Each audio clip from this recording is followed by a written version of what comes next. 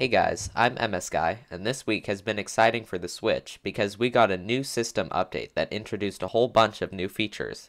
Most of you Switch owners probably already know about it, but for those of you who don't, I'll be talking a bit about the new features it has, but I'll also be talking about what I think of these features and what features I'd like to see in future updates.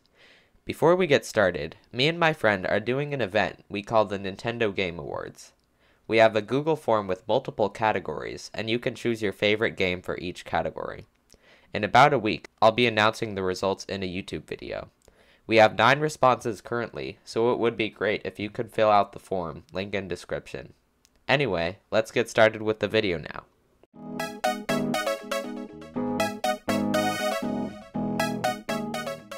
The Nintendo Switch Update, version 11.0, mainly updated the user menus, album app, and most obviously, introduced a new feature, the Nintendo Switch Online app.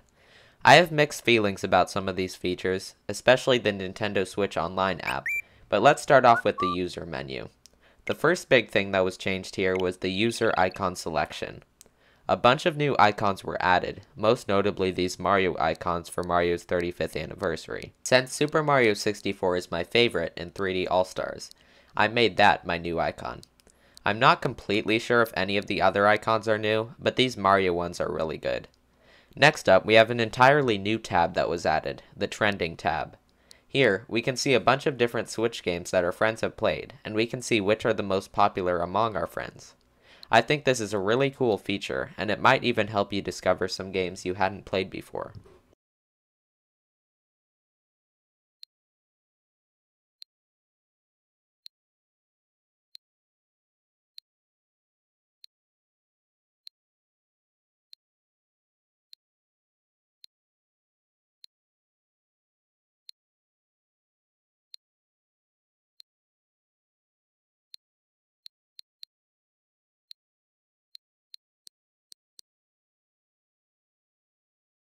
Next up, let's take a look at what I think is the most helpful new feature, which is part of the Album app. Previously, if I wanted to put a Switch screenshot on my phone or computer, I would have to take out the micro SD card from my Switch, put it in my computer, and copy it from there. Now, you can get screenshots directly from your Switch to your phone. All you have to do is select a screenshot, click Editing, then click Send to Smartphone. Now, you just have to scan a QR code to connect to the Switch, then scan another QR code to download the screenshot or video itself. I'm not completely sure why we need to scan 2 QR codes, but I'm just really glad we got this feature, because I've been wanting something like this for a long time. Anyway, now let's move on to the big feature, the Nintendo Switch Online app. The first thing you'll notice is how much it stands out when compared to the rest of the apps on the bottom of the home menu. It feels out of place, but it doesn't bother me too much. Anyway, when we open up the app, the first thing we see is this home menu with some current events going on with Nintendo Switch Online, and some of Nintendo Switch Online's features, like NES and SNES games, controllers, and the mobile app.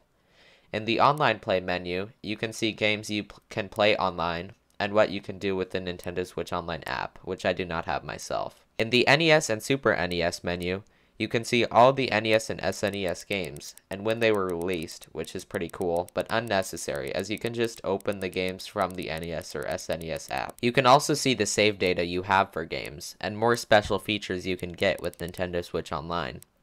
This app does have a lot of features, but most of them feel unnecessary to me, and it feels like this app is just meant to advertise Nintendo Switch Online and its products.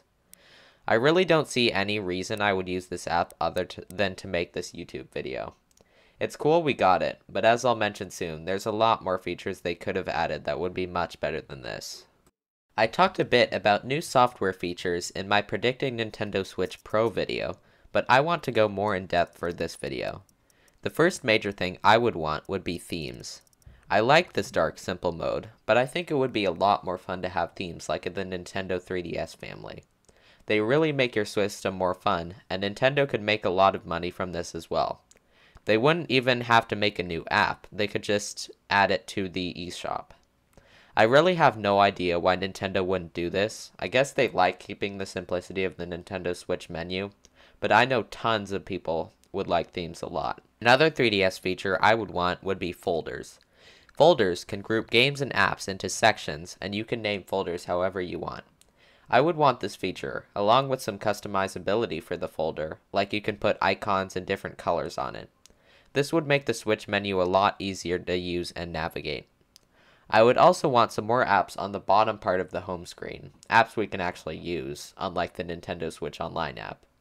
It would be great if the Mii Maker was separated into its own app, along with data management. These are two of the settings I think people use most often, so it would make sense to make them separate apps, especially the Mii Maker. Maybe there could even be customization options for the bottom menu, where you can separate any settings you want into separate apps.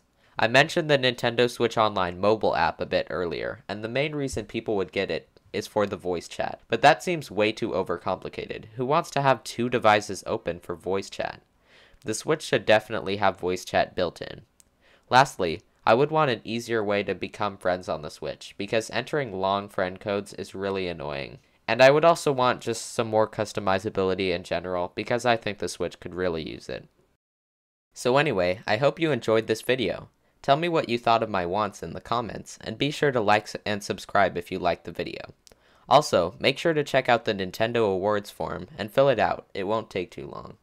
Thanks so much for watching, and I hope to see you next week. Bye!